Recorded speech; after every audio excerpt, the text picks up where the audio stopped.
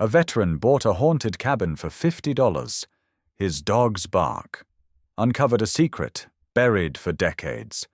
The cabin looked smaller than it had in the photo, like the woods had been chewing at it for years and finally lost interest. Logan Hale stood at the edge of the clearing, snow crunching beneath his boots, the smell of pine and rot thick in the air. $50. That's what it cost him at the county auction. $50 and a signature on a stack of papers no one else wanted to touch. The clerk at the courthouse had given him the deed like she was handing over a curse. "You sure you want parcel 17? She'd asked, eyes flicking toward the old man sitting in the back row. He'd shaken his head slowly, muttering, "Nobody lasts long in the Morrow Hollow place." Logan had just smiled. He'd lasted through Kandahar. A creaking cabin in New Hampshire didn't scare him.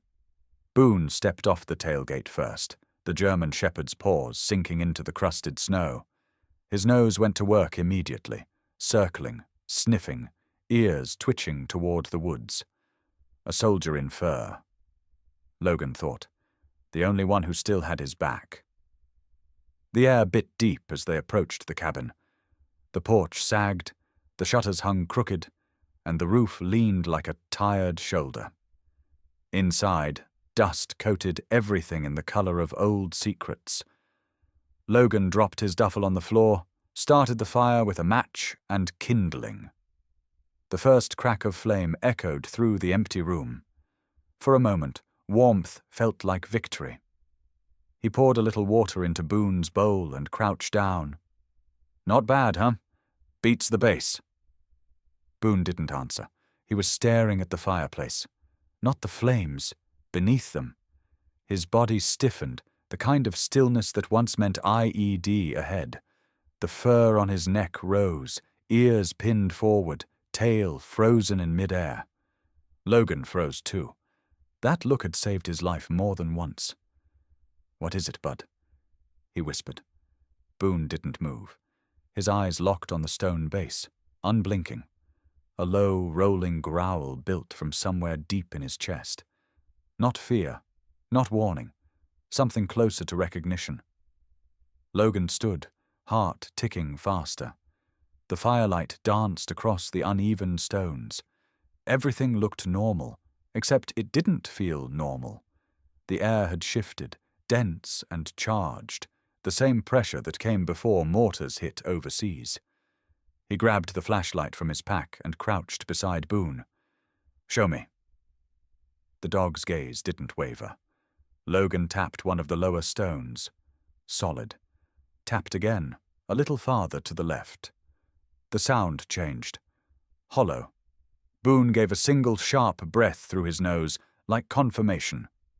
Logan ran his hand along the mortar line. Cold to the touch. He pressed his thumb against the edge. It flaked slightly. Not like natural wear, but like something sealed and forgotten. He stood, exhaling through his teeth. "You've got to be kidding me," he muttered. He crossed the room, grabbed the crowbar he'd used to pry open the front door earlier, and came back to the hearth. Boone backed up a half step, but kept his eyes on the stone. Logan wedged the bar into the seam and pushed. The metal groaned. Dust scattered. The stone gave just a little, then stopped. He leaned harder. The sound cracked through the cabin like a gunshot. The slab shifted. Beneath it, a draft of cold air rose, dry and ancient, carrying the scent of rust and earth. Boone whined low, circling once before sitting again. Watching. Logan knelt. Inside the gap, something metallic glinted in the flashlight's beam. He reached in and pulled out a box. Olive green, military issue, the paint chipped and rusted around the hinges. It was heavier than he expected. Alongside it lay a small bundle wrapped in oilcloth. He set both on the floor.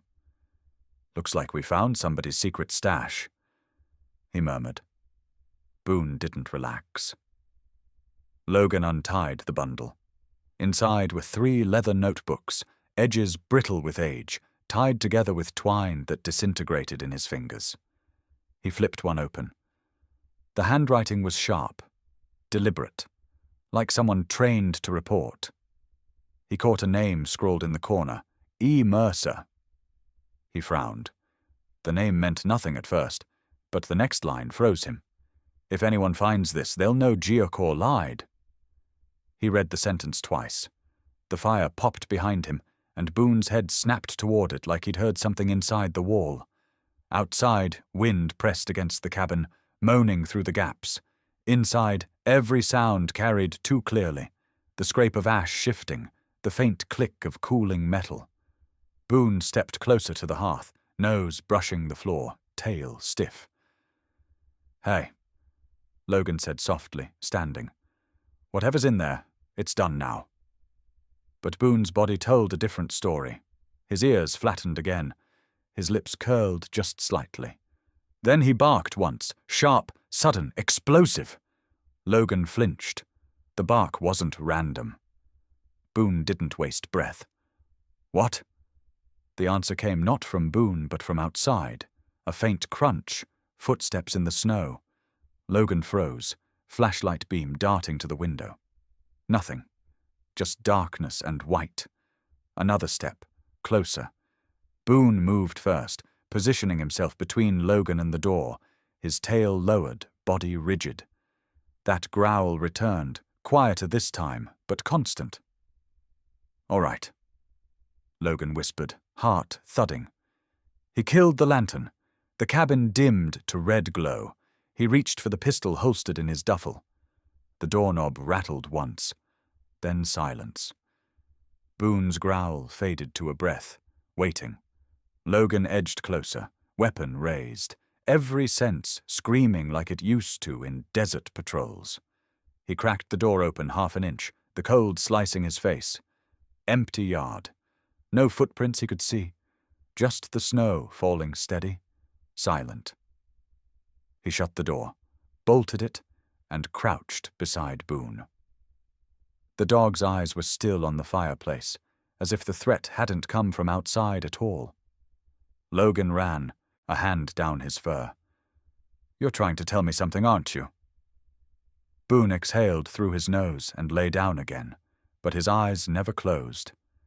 The fire flickered weakly, casting orange veins across the walls. Logan stared at the box, then at the crack in the hearth. A hollow sound, a hidden cache, a dog that never barked without cause. He felt the weight of it, something unseen, waiting beneath years of dust and denial. Outside, the wind howled through the trees, but inside, Boone's stare was louder. That night, Logan didn't sleep. He sat with the dog by the fire until dawn, listening for ghosts that might finally speak. The morning came grey and quiet. Snow clung to the cabin's windows like breath held too long. Logan stood at the sink, pouring hot water from the kettle over instant coffee. It tasted like rust and burnt paper, but it was warm. Boone lay by the fire, ears perked, not quite resting. He hadn't taken his eyes off the hearth since last night. Logan watched him, fingers wrapped around the mug, feeling that old unease press into his ribs. Boone only stared like a soldier still waiting for orders. They'd both come home with scars, some visible, most not. Logan's shoulder still ached when the temperature dropped, and the shrapnel in his hip made stares a punishment. But the real damage was quieter, harder to name. Sleepless nights, faces that visited only in dreams, the silence after the explosions. That's what the cabin was supposed to fix, a reset, a place to be nothing and no one, just a man and his dog in the woods. But nothing ever stayed quiet for long. Boone stirred by noon, padding around the cabin in tight loops, sniffing corners, then pausing again in front of the fireplace. Logan caught himself watching the dog more than the fire now.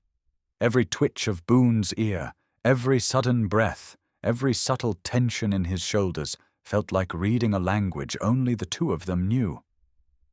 Outside, the wind picked up, dragging clouds low across the sky. Snow had stopped, but left behind a brittle silence. Logan stepped onto the porch with his coat half-zipped, boots crunching frost. The valley stretched wide and still. No movement, no bird song, just trees and their shadows. When he turned to go back inside, Boone was standing in the doorway, blocking it. His eyes locked on Logan like he was scanning for damage. "I'm all right," Logan muttered. Boone didn't blink. That afternoon, Logan finally cracked open one of the notebooks from the night before. The leather was dry and cracking, the pages yellowed but clean. The handwriting was sharp, methodical. Whoever Eli Mercer was, he had written like a man documenting for war. January 3rd. The water doesn't taste right. Metallic. Too heavy on the tongue. Animals have started acting strange. Cows bleating at nothing. A fox dead in the river with no visible wounds. I'm beginning to think I wasn't wrong to come here. Logan exhaled slowly. That date was from 25 years ago. He flipped through more pages. Maps, sketches, reports of helicopters at night, strange barrels marked with industrial symbols near the North Ridge. It all read like paranoia until you felt the weight of Boone's stare and remembered what had been hidden under stone. Night fell faster than he realized. The light faded from the windows. The shadows lengthened. Boone paced the floor, tense. Logan set the notebook down and moved to stoke the fire, but Boone suddenly froze again, hackles up. Not barking, not growling, just locked in position, eyes fixed on the same spot beneath the hearth. Logan followed his gaze. "Again," he whispered. Boone didn't move. Something shifted in Logan then. The sense of stillness no longer felt like peace. It felt like a warning. This wasn't a single cache, a forgotten box. There was more. He grabbed the crowbar again. The stonework had crumbled slightly where he'd pried the day before. Boone sat beside him as Logan dug his fingers into the mortar line and began to chip away. The work was slower this time, more deliberate.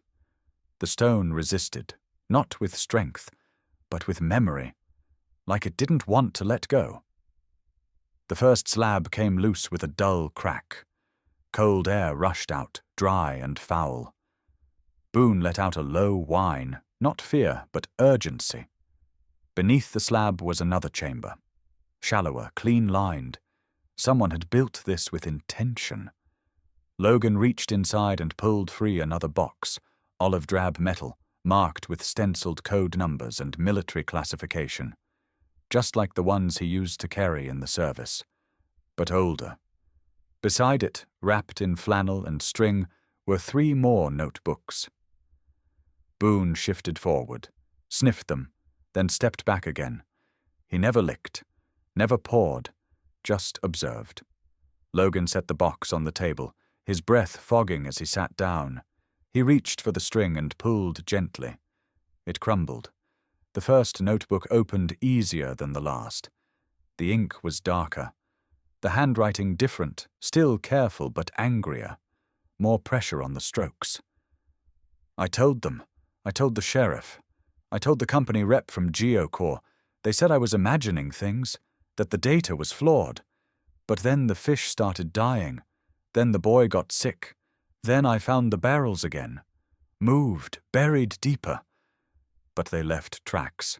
They always leave tracks." Logan paused. He ran his finger down the page. "The boy? What boy?" He turned the next few pages quickly, heart beating louder with each one. "I made copies. Sent one to a friend in New York. Haven't heard back in weeks. My brakes failed yesterday on the Ridge Trail. I'm not paranoid. They're watching me. I hear boots at night. I see flashlights. They want to scare me. Or worse. But I won't leave." The final line chilled him. "I have to stay, because the truth doesn't walk away. It waits, like something under the floor." Logan looked up slowly. Boone was still staring at the hearth, and for the first time since Kandahar, Logan Hale felt hunted. Not by ghosts, but by something that had buried its tracks in plain sight and hoped no one would ever come looking. Except a dog had barked, and that changed everything. Logan didn't sleep. Not really, he just sat at the table long after the fire dimmed, fingers tracing the edge of the journal like it might disappear if he blinked too long. Boone lay by the front door, his body angled like a shield. His eyes weren't closed. They rarely were anymore. He'd slept with one ear open since the desert. Outside, the wind moaned against the old boards. Inside, the only sound was the soft turn of a page. Logan leaned closer to the yellowed paper. The ink was faded in places, but the lines were sharp, purposeful. These weren't casual ramblings. They were evidence, testimony, warnings. The name on the first page had been written twice, once in large block letters at the top, once again, scribbled in the corner, smaller, like a signature on a will. Eli Mercer, January 17th, 1998. Logan narrowed his eyes. That name tugged something loose in the back of his mind. He'd heard it, somewhere. He kept reading. Day 43. They've started moving equipment again near the North Ridge. Same markings on the crates, GN. The men don't wear uniforms, but they carry themselves like authority. I asked one what they were building. He told me I should take a vacation. I think that was a threat. Boone shifted by the door. Logan glanced at him. The shepherd's ears twitched toward the window. Alert, but not tense. Not yet.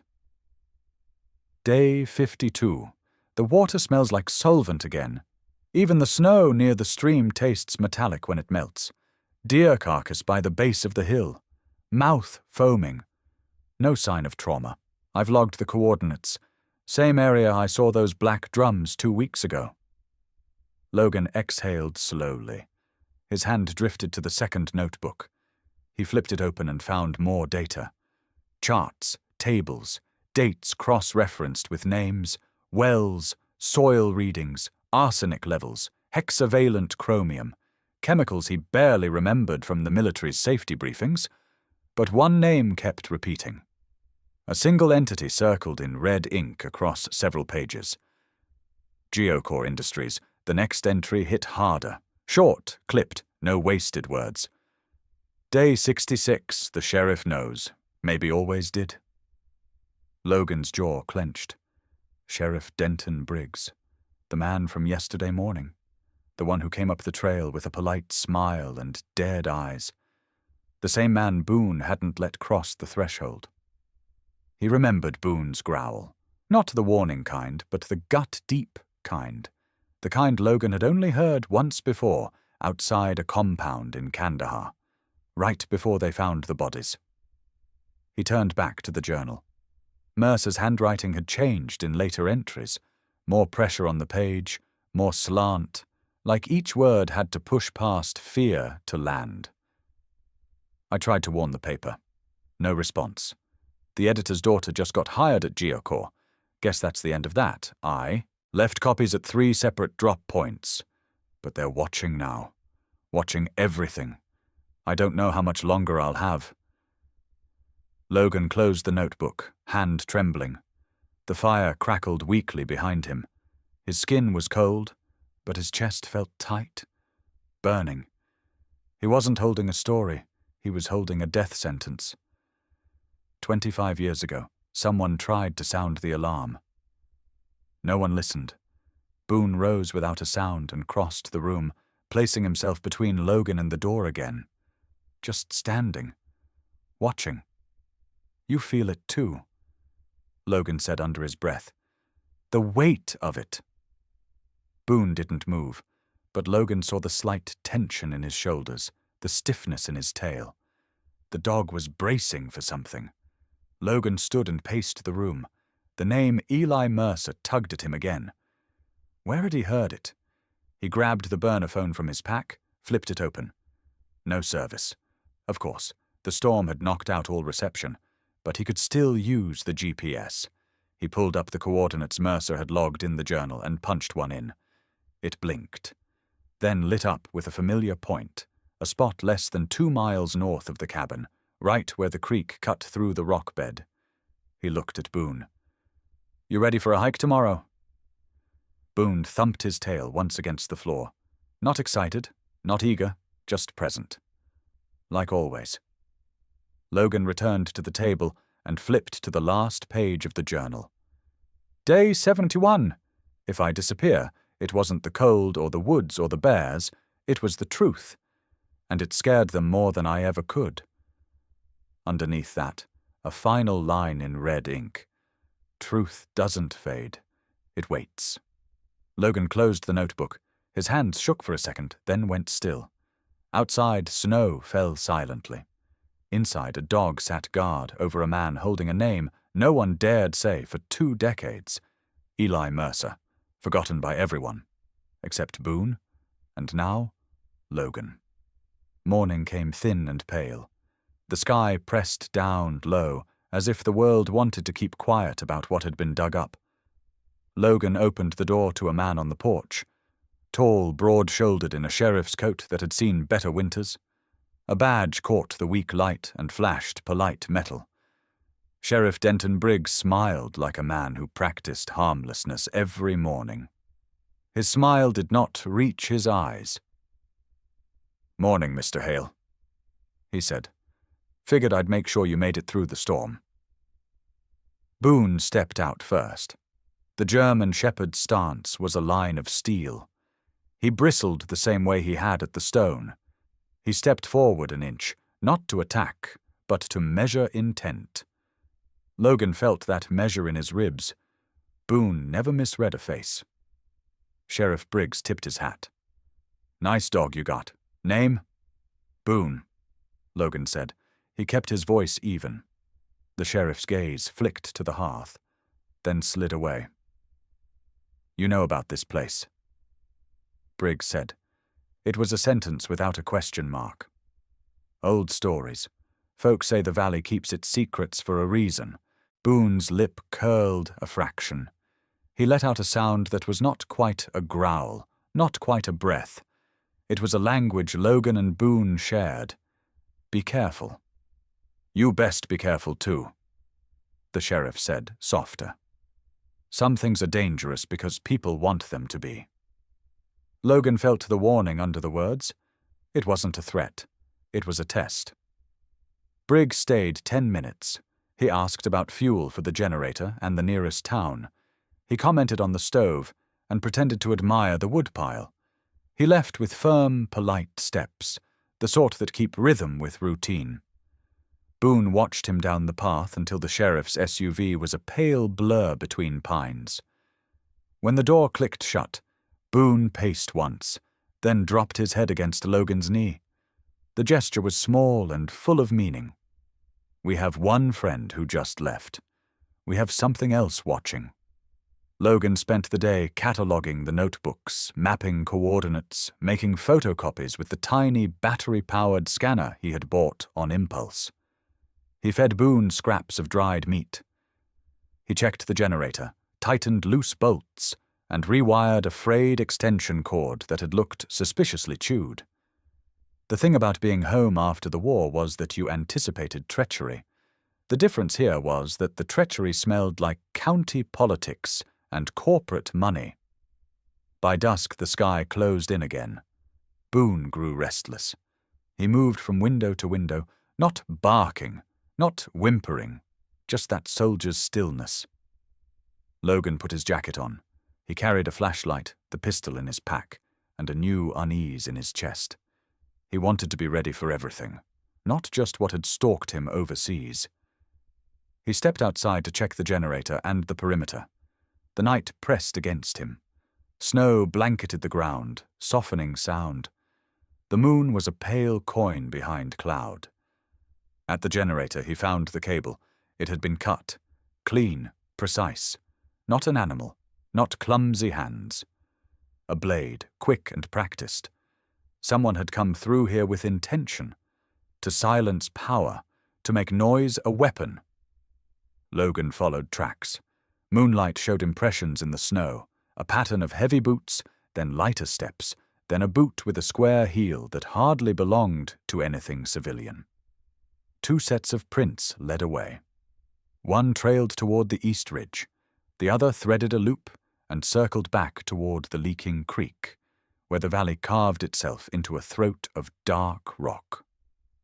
Closer to the back of the cabin, near the brush, Logan saw a smear of dark on white. Gasoline. The chemical smell hit him sharp and metallic, like a punch. Whoever had been here had brought the fuel. They had also left a cigarette butt, put out with a practiced thumb. Logan pocketed it, keeping the small thing like a piece of evidence and a promise. He moved slowly, listening. Boone shadowed him, ears forward, nose twitching. The dog found things Logan could not. He stopped at the rise of a small hill and sniffed the air. Then he barked once, a single, clean note. The sound in the woods answered with a rustle, and then the soft scuff of fresh tracks. Logan pulled his hood up. He walked the perimeter with Boone at his side. The prints were recent, not more than an hour old. Whoever had cut the wire had also trailed around the cabin, wearing gloves that left faint drag marks and a confidence that comes from knowing exactly how far to push. Back at the porch, Logan noticed something else.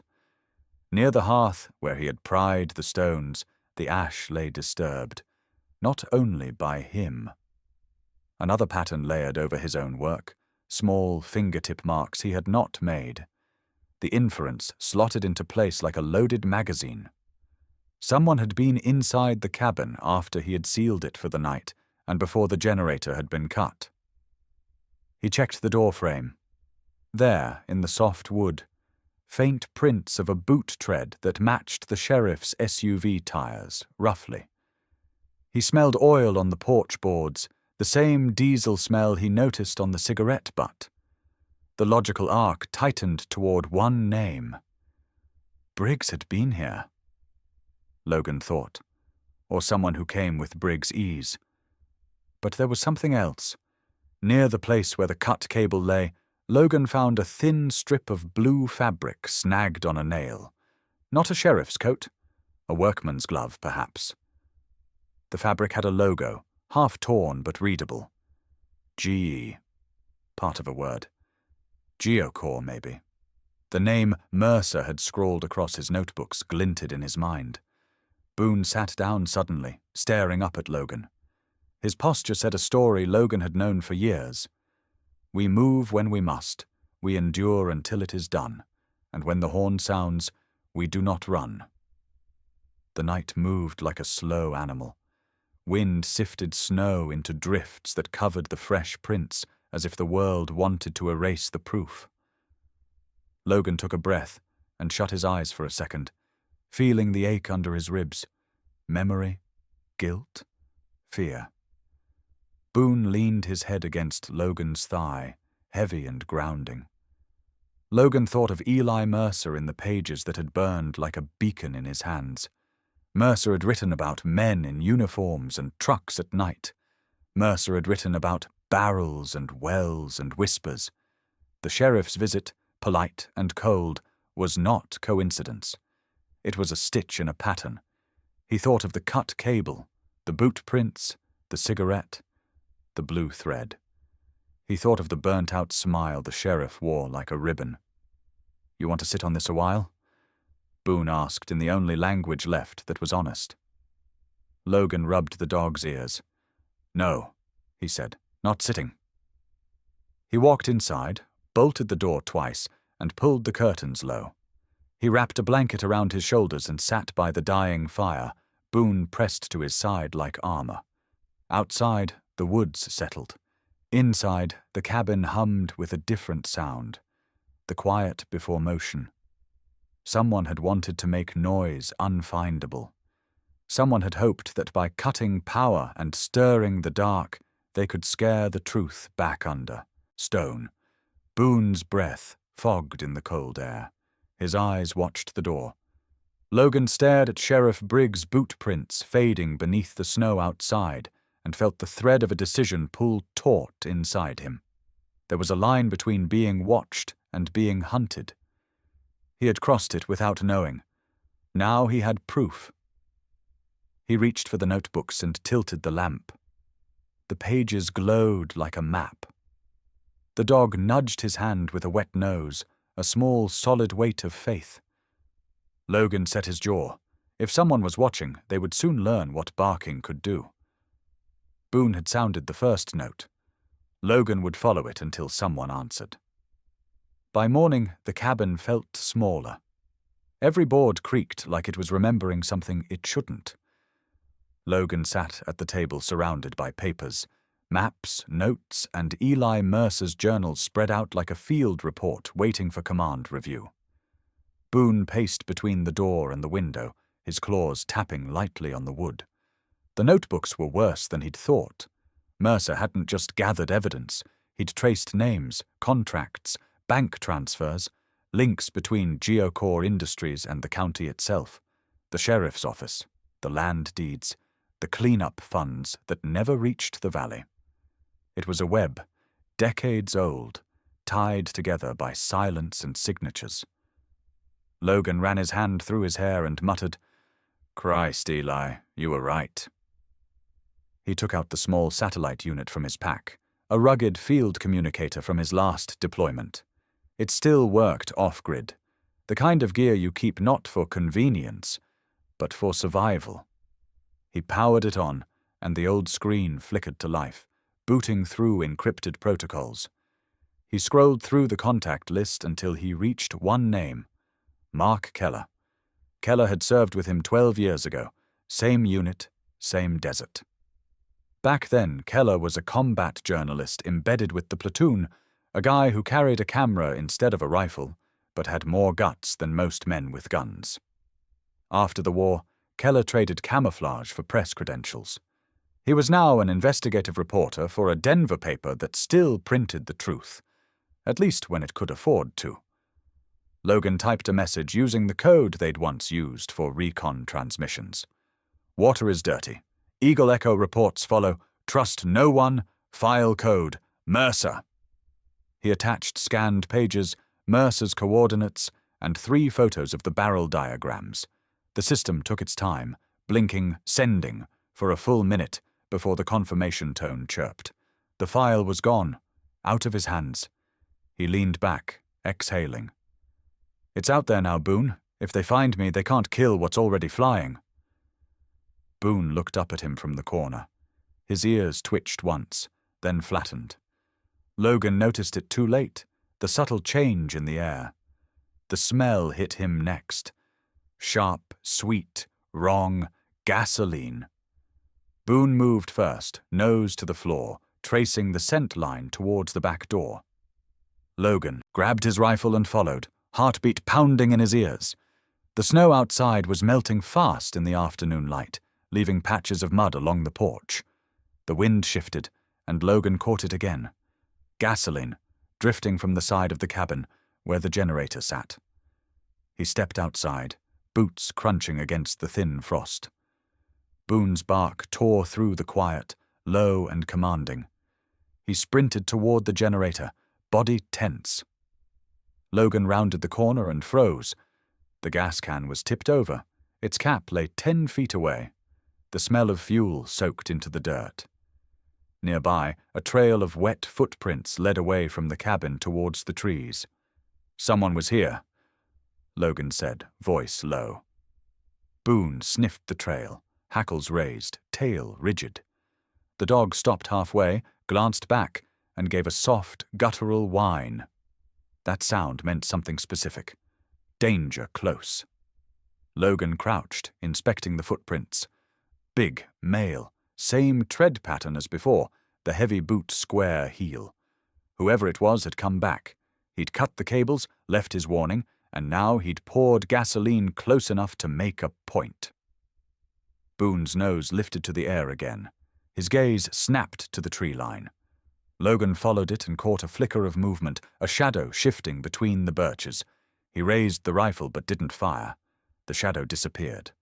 When he turned back, Boone was staring at the porch. No, beneath it.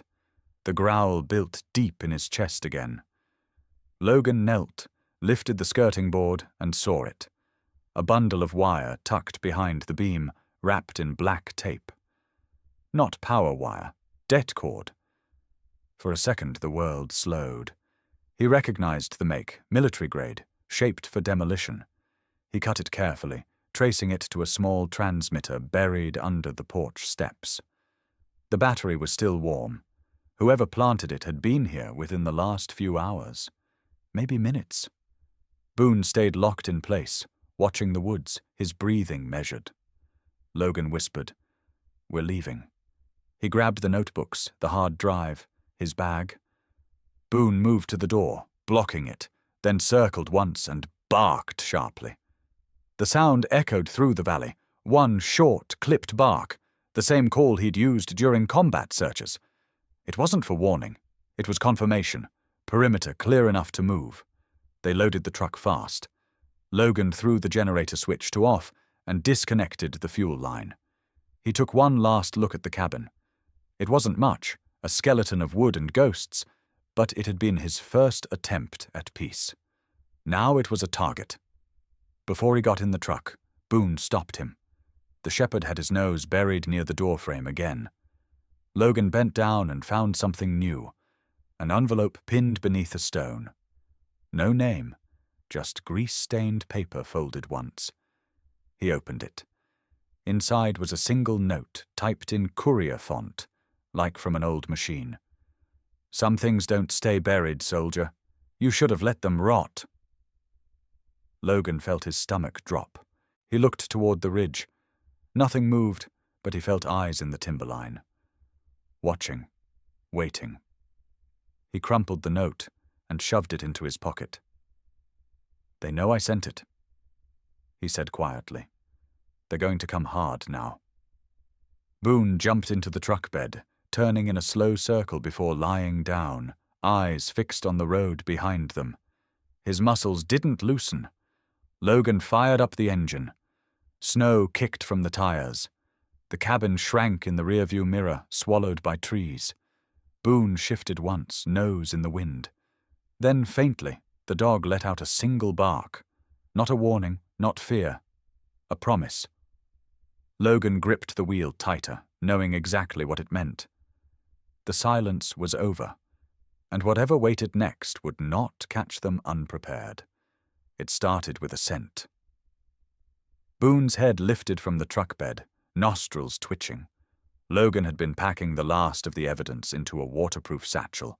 Documents, drives, Eli's notes, even the detonator they found under the porch. He was double-checking the rigging when Boone gave a low, guttural sound. Logan froze. That wasn't the noise Boone made for curiosity. That was the sound he made in Fallujah, seconds before everything exploded. The scent hit next, sharp, synthetic. Gasoline. He looked toward the cabin. Then the first bottle shattered. Glass burst through the side window in a wave of fire. The curtains ignited instantly. A second bottle followed, crashing through the kitchen. Heat rolled across the clearing like a breath from hell. "Move!" Logan shouted. Boone didn't wait for the command. He sprang toward Logan just as another shadow bolted from the tree line. A figure in black, fast, low, armed. Logan turned, barely registering the swing of a steel pipe. It came down hard, but it never landed. Boone hit the man mid-charge, knocking him sideways with bone-jarring force. The impact cracked through the air, followed by a scream as the attacker tumbled into the snow. Boone didn't maul him. He didn't need to. He stood over the man's chest, growling, every muscle wound tight like a spring. Logan staggered back, weapon drawn, eyes scanning. A third bottle lit the roof. Flames began to crawl upward like they had a mind of their own. The man beneath Boone gasped, "You should have stayed quiet." Logan didn't answer. He slammed the butt of his rifle into the guy's temple. The man went limp. "Boone!" he barked. "With me." They ran. The fire behind them roared, eating timber and memory. Boone led, weaving through the snow-drenched trees like a ghost. Logan followed, lungs burning, smoke clawing his throat. Embers floated through the air, landing on branches, the scent of pine turning bitter. Then, Boone yelped. Logan turned in time to see him stumble, his left side grazed by a flaming branch. Fur burned, skin beneath blackened. "Boone!" The dog didn't stop. He limped, yes, but he moved with force. He turned once, locking eyes with Logan, and kept going. That was Boone. Hurt, not broken. The woods pressed in tight. Logan knew this terrain. He'd mapped it, studied Mercer's coordinates. They were 1/2 a mile from the bluff, the place where Mercer had taken his last photo. The rocks there formed a natural ledge beneath a shelf of ice. Hidden. Strategic. They reached the ridge just as the fire cast a glow behind them, stretching like a beacon into the night. The forest flickered orange and black. Logan dropped to one knee beside Boone, checking the burn. The fur on Boone's left flank had seared down to raw skin. The dog was panting hard, but silent. No whimper, no complaint. "Stay with me, buddy," Logan whispered, pulling out a field kit. He wrapped the burn with gauze, pressing snow around it to cool the flesh. Boone licked his wrist once, slow, still focused. They hunkered down behind a rock wall, the cliff above sheltering them from the wind. Logan scanned the woods below with the thermal scope. No movement. Not yet. He reached into his pack and pulled out the backup comms, an old satellite beacon he hadn't used in years. The last files had gone through. Mark Keller would have them by now. But the attackers had come fast, too fast. Someone had been listening. Someone inside GeoCore. Or worse, someone local. Logan looked down at Boone. The dog had curled slightly, but his eyes were still open, tracking shadows. Always guarding. "You saved my life again," Logan said, voice quiet. Boone's tail twitched. A reply. Behind them the night was still burning, but the truth had made it out, and they were still alive. For now. The first sound was a thump. Low. Rhythmic. Not the wind, not footsteps. Rotors. Logan opened his eyes just as the horizon turned grey with dawn. Boone stirred beside him, ears twitching, nose pointed to the sky. Even injured, even exhausted, he was the first to respond. The choppers came in low, 3 of them, slicing the sky above the ridge, wind from the blades peeling snow off the treetops like paper. Logan stood slowly from behind the stone ledge, shielding his face from the downdraft. His heart thudded, not with fear, but with something harder to name, relief mixed with dread. They landed in the clearing just beyond the fire-scorched tree line. Snow scattered, doors swung open. Armed agents in tactical black poured out, moving with precision. Logan didn't move. He stood with Boone at his side, both of them still against the wind. A woman stepped down from the lead chopper, wind snapping her coat behind her. Late 30s, square jaw, alert eyes. She carried authority like body armor. "Logan Hale?" she shouted above the noise. He nodded once. "Special Agent Alex Monroe," she said, flashing a badge. "We got your files. Mark Keller's note said to move fast. He wasn't wrong." Behind her, the agents were already fanning out, setting a perimeter, moving through the trees. One of them crouched beside Boone, gauze and saline already in hand. Logan knelt beside his dog. "Let them work," he whispered. "You did enough." Boone didn't flinch as the medic examined the burns. His eyes stayed on Logan, calm but unrelenting, like he was still waiting for permission to let his guard down. Monroe crouched beside them. "We've already secured the upload servers.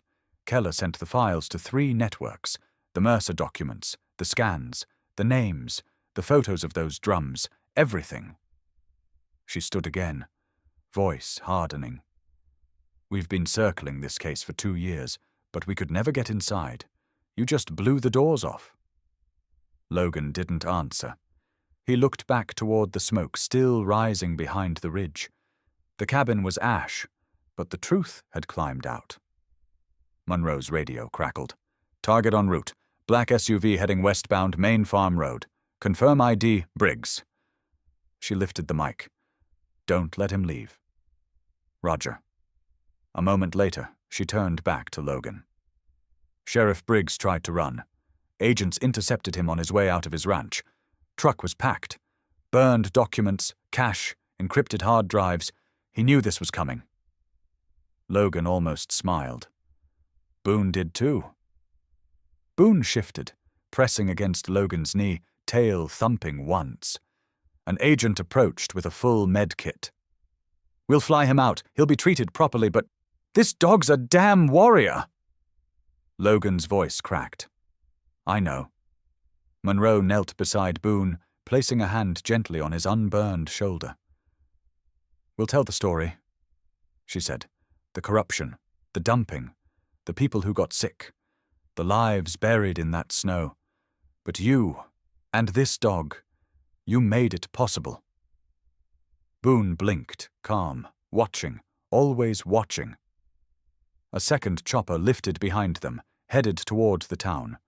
Monroe looked to the sky, then back to Logan. They're raiding Geocorps' local office now. Warrants were signed at 4 a.m., federal charges pending. RICO, environmental violations, conspiracy, obstruction. It's a clean sweep. Logan finally let out a breath he didn't know he'd been holding. A soft snow began to fall again, slow and quiet, like the world was starting over. Boone closed his eyes just for a second. His breathing eased. His job wasn't finished, but for now, he could rest. Monroe reached out her hand to Logan. We'll take it from here, but no one forgets who uncovered it. He took her hand, firm grip. Just don't forget him. We won't. As the chopper lifted again and the ground teams rolled out toward town, Logan stood beside Boone in the clearing. Smoke behind, snow falling, the valley finally breathing again. Justice had come, not from courts, not from press releases, but from the sharp bark of a dog who refused to stay silent, and a man who listened. It didn't take long. By noon the next day, the story had already breached the walls of the valley and flooded the country like a storm tide. National news channels ran loops of satellite photos, maps, and blurred images from Mercer's original documents. Words like groundwater poisoning, cover-up, federal indictment crawled across the bottom of every screen. Geocorps' name was everywhere. The DOJ announced a multi-state investigation. EPA teams were dispatched across 3 counties. Tests confirmed what Mercer had been trying to expose 25 years ago. Soil and water in over a dozen regions bore traces of the same chemical cocktail: heavy metals, volatile compounds, and long-band solvents. Every red dot Mercer had circled on his hand-drawn map aligned perfectly with areas showing abnormal cancer rates, unexplained livestock deaths, and long-dismissed health complaints. The silence had been broken, and the world was listening now. But Logan Hale wanted none of it. He stood on the courthouse steps in Concord, New Hampshire, where they held a press conference flanked by agents and officials in dark suits. Reporters had begged him for interviews. They wanted sound bites, headlines, a face for the story. Logan declined them all. He wore jeans, a flannel shirt, and boots still crusted with forest mud. Boone stood beside him, bandaged but steady. His left side still raw from the burns, but his stance was proud. Ears tall, tail down but not tucked. He didn't cower in front of the cameras. He didn't blink at the crowd. Logan stepped forward once. Just enough. No podium, no speech. Just a man and a dog who had bled for something that wasn't theirs, but mattered anyway. When someone shouted from the press pool, "Mr. Hale, why didn't you come forward earlier?" Logan said nothing. Another asked, "Do you have anything you want the public to know?" This time, Logan looked down at Boone, then back at the cameras. "Just one thing," he said. "You put his name on every record, every file. Every press release. Every goddamn report that comes out of this." He paused. "His name is Boone." A murmur moved through the crowd. "He didn't bark for food," Logan said, voice low but sharp enough to cut through the microphones. "He barked for justice." That was all. He turned, and Boone turned with him. Inside the courthouse, Agent Monroe waited with a folder full of formal letters, commendations, citations, a proposed Congressional Medal of Honor for civilian bravery. Logan waved them off. "No medals," he said. "Just put his name on the truth." She nodded. No argument. She understood. Later that evening, news anchors across the country replayed the same footage. A scarred German shepherd standing tall in front of a nation that had ignored a whisper until a bark brought it to its knees. Social media lit up. Artists drew murals, schools sent letters. Veterans posted stories of their own dogs. Canines, rescues, strays turned sentries. The image that stuck was simple. Boone standing at attention while the cabin burned behind him, framed by smoke and snowfall. They called him the dog who wouldn't back down. Mercer's name was cleared. His family, long relocated, long silent, was given the choice to speak. They didn't. Instead, they sent one message through their attorney. Thank whoever sent that dog. By the end of the week, the governor's office offered Logan a plaque. He didn't show up to accept it. The town proposed a statue. He declined that, too. He stayed in the woods instead. With Boone? The cabin was gone, but the place remained. What mattered was already written in the dirt, carved into the cold, and stitched across the burn on Boone's flank.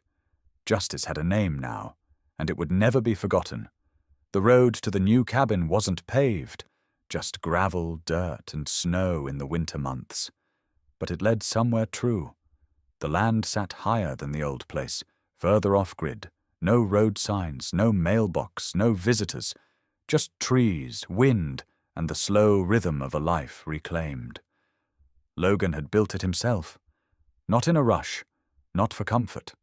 He laid every beam with the patience of a man rebuilding something more than walls. Boone had been there through it all, dragging pieces of tarp when the snow came early, barking once when Logan almost soared through his own hand, pressing his weight into Logan's side each time the silence felt too loud. No satellite TV, no reception. The newspapers came in a box once a month, bundled and unopened. Logan didn't need to read his name. He already knew the truth lived in other people now. That was enough. But when the local high school invited him to speak, to a journalism class no less, he said yes. Maybe out of instinct, maybe out of guilt, or maybe because Boone had nudged the flyer off the table and sat on it until Logan picked it up. That morning, Logan shaved for the first time in weeks. He wore his clean flannel, the one that didn't smell like firewood and pine. Boone sat still as Logan wrapped his left flank in a fresh bandage. The fur hadn't fully grown back. It never would. Some marks stayed. They walked into the school without ceremony. Just a man and a dog moving down a hallway that smelled like old chalk and floor wax. The front office offered Logan coffee. He declined. Boone got a bowl of water and a pat on the head from a custodian who somehow knew not to speak. Room 204, Journalism and Ethics, a dozen students. Some sat slouched behind laptops. Others leaned forward on their desks, chewing pens. The teacher, a woman in her 40s with a lanyard full of keys, stood aside as Logan entered. Then Boone stepped in behind him. And the room changed. Every head turned. Laptops lowered. One kid dropped his mechanical pencil. Silence rolled in like a blanket. Boone walked to the front of the room and sat down, eyes scanning the kids like he was measuring weight and worth. Then he looked back at Logan, as if to say, "Go on. I got this." Logan cleared his throat. He didn't have a speech, just his voice. "I'm not here to tell you what truth is. he said. "That's your job, but I will tell you. This truth doesn't always shout. Sometimes it barks." A few students chuckled. The rest just watched. He gestured to Boone. "This dog once stopped me from walking into a buried bomb. Years later, he found something else. A truth someone tried to bury under stone, money, and silence." A student in the back, skinny, nervous hands, raised his fingers. "Is it true your dog saved your life?" Logan paused, looked down at Boone. The shepherd gave a slow blink. No performance, just presence. "No," Logan said quietly. "He saved who I was."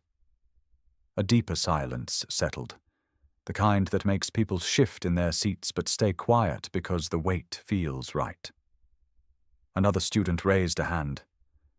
"Do you ever regret not taking the award? The interviews? You could have made millions from that story." Logan shook his head. "Money doesn't make the truth louder, and the truth isn't a career. It's a compass. You follow it even when it leads you into fire." Boone stretched out at his feet, chest rising slowly. Not bored, just patient. After the bell rang, several students stayed behind. One girl knelt beside Boone and whispered something no one else could hear. Boone leaned in and nudged her hand with his nose. She smiled through glassy eyes. Logan turned to leave. The teacher walked with him down the hall. "I teach them about Watergate, about whistleblowers. But you and Boone, this is something else." "It's the same thing," Logan replied. "Just a different battlefield." Outside, the sky had started to snow again. Boone jumped into the passenger seat like he always did, curling slowly, head against the door. Logan started the truck. The heater kicked on, groaning like old bones. As they drove back into the woods, the roads got quieter. Trees leaned in. The wind hummed. And Boone closed his eyes. Not because the story was over, but because, for now, it was safe. The trees hadn't changed much. Their trunks were thicker now, some bowed by wind and time, but they still stood like sentinels around the clearing. Moss crept up the old stones. Wildflowers bloomed where ash had once covered the ground. And in the center of it all, a bronze statue caught the morning light. It was Boone. Frozen mid-stance, ears high, one paw lifted, gaze locked forward like he was still tracking the wind. The trail was new, winding, gravel-packed, lined with small wooden markers engraved with excerpts from Mercer's journal. At the top, a plaque read, "The Mercer Boone Trail." For those who spoke the truth, and for those who never stopped listening. A group of high schoolers clustered beneath the statue. Most of them carried notebooks. One had a camera around his neck. Their teacher stood off to the side, letting the silence speak first. The kids whispered in that way teenagers do, half reverence, half restlessness. Then a small boy, maybe 12, stepped closer to the statue. He tilted his head and pointed. "Is that the dog from the story?" The voice came from behind him. He didn't bark for food. He barked for the forgotten. The group turned. Logan stood a few paces away, leaning gently on a walking stick. His hair had turned silver, his frame thinner, but his presence hadn't faded. His coat was weathered. His boots still carried the dirt from the trails. And tucked under one arm was a folded American flag, the one from Boone's service. He never left home without it. The boy stepped toward him. "You're him, aren't you?" Logan smiled. "Just a man who listened." He looked up at the statue. "That dog, he guarded more than me. He guarded memory, the kind people try to bury when it gets inconvenient." One of the students spoke up. "Did you know Mercer?" Logan shook his head. "Only through what he left behind. Boone found him in a way. He found the voice no one else wanted to hear." A breeze passed through the trees. Leaves fluttered. A few petals scattered across the stone path. Somewhere down the trail, A portable radio crackled to life in the hands of a park ranger. A familiar voice filtered through the static, measured, steady, unmistakable. "This is Special Agent Alex Monroe," the broadcast said. "Today marks the 10th anniversary of the Mercer Boone exposure. Some truths don't die. They just wait for the right ears." Logan closed his eyes, just for a breath. Then he looked out over the trees. The kids started taking photos. One girl placed a small bouquet of wildflowers at the base of the statue. Another knelt, running her fingers gently over Boone's bronze paw. But Logan didn't move. He stood there, quiet and still, eyes locked on something no one else could see. Not in this world, maybe, but not far. Boone wasn't buried here. He'd never been the kind of soul to stay in one place. But this land remembered him. The trees, the wind, the way silence bent around his name like it was still being guarded. As the students filed down the trail, the boy turned back one last time. "What happened to the man who tried to stop all this?" he asked. Logan's smile faded just slightly. "He got caught," he said, "because a dog didn't let him hide." The sun crept higher, casting long shadows from the statue. Logan stayed behind as the last footsteps faded. He looked at the flag in his hand. "I'm still here," he whispered. "But I wasn't the one holding the line." The radio crackled again. "He didn't bark for food," Monroe's voice repeated. "He barked for the forgotten." Logan nodded once, turned, and made his way back into the trees. And Boone still watched from the hill, not in flesh, not in sound, but in stance, in bronze, in story, still guarding, always. And if you've made it this far, maybe you've known one too, a dog who never gave up, a bark that broke the silence. What's your story with a loyal pet? Share it. Keep it alive. And if Boone's story meant something to you, support our channel, German Shepherd, because some barks still echo, even after the noise stops.